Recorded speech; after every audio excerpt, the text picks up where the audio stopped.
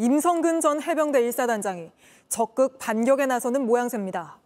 박정훈 전 해병대 수사단장을 조만간 고소하겠다고 저희 JTBC에 밝힌 건데 뭘로 고소하겠다는 건지 유선희 기자가 보도합니다. 임성근 전 해병대 1사단장은 JTBC에 박정훈 전 해병대 수사단장을 직권남용과 강요 혐의로 고소하겠다고 밝혔습니다. 임 전 사단장은 그동안 자신의 무죄를 주장하면서도 박 전 단장에 대해선 별다른 언급을 하지 않아 왔습니다. 그런데 내년 초 전역을 앞두고 진실을 세상에 알려 정의를 회복시킬 책무가 있다며 적극적으로 대응하겠다는 뜻을 밝힌 겁니다. 임 전 사단장은 지난 6월 국회 법사위 청문회에서 나온 박 전 단장의 발언에 고소에 단초가 있다고 했습니다. 첫째 날에 그 방첩 부대장이 사령관과 저에게 사단장을 처벌해야 이 사태가 진정될 수 있을 것 같다라고 이야기하길래 방첩 부대장의 말을 들은 김계환 해병대 사령관이 침묵했고 이를 긍정으로 이해한 박 전 단장이 무리한 수사를 시작했다는 겁니다.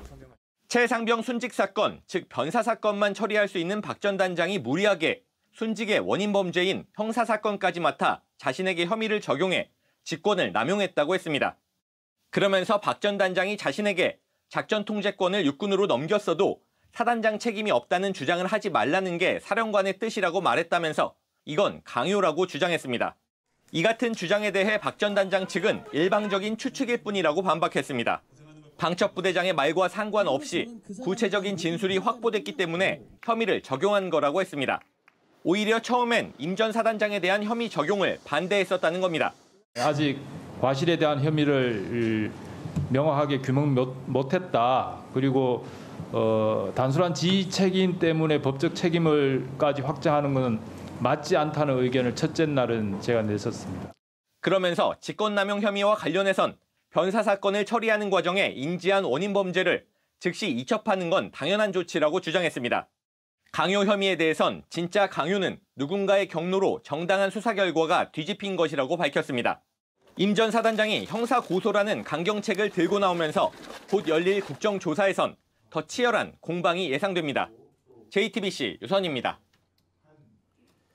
민주당을 포함한 야당이 주도하는 최상병 사건 국정조사에 국민의힘도 참여하기로 했습니다. 우원식 국회의장이 여야에 국정조사 특별위원회 위원을 선임해달라고 한 요청 기한을 넘긴 지 닷새 만입니다.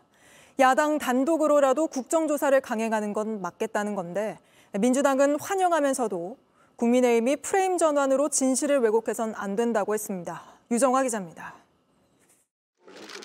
국민의힘이 해병대 최상병 사건 국정조사에 참여한다고 밝혔습니다.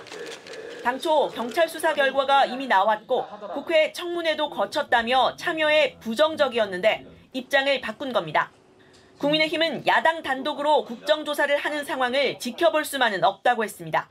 민주당 단독의 국정조사 운영이 또 다른 기형적인 형태로 운영이 될 수 있기 때문에 최상병 이 순직 이 사고와 관련돼 있는 여러 가지 문제점에 관해서 이해할 수 있는 그런 기회를 오늘 중 법사위, 국방위를 중심으로 한 7명의 국정조사위원 명단을 의장실에 제출한다는 방침입니다.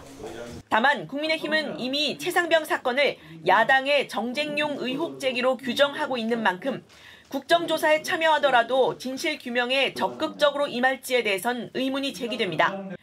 청문회에서도 새로운 내용이 없었고 임성근 전 사단장 구명 로비 의혹 당사자들은 오히려 고발을 당했다는 겁니다.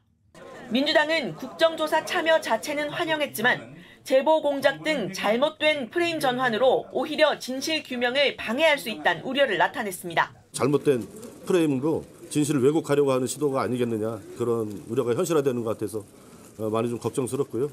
국정조사 특위는 민주당 의원 7명 등 총 15명의 위원으로 구성되며 특위 법안은 4일 본회의에서 처리될 예정입니다. JTBC 유정화입니다.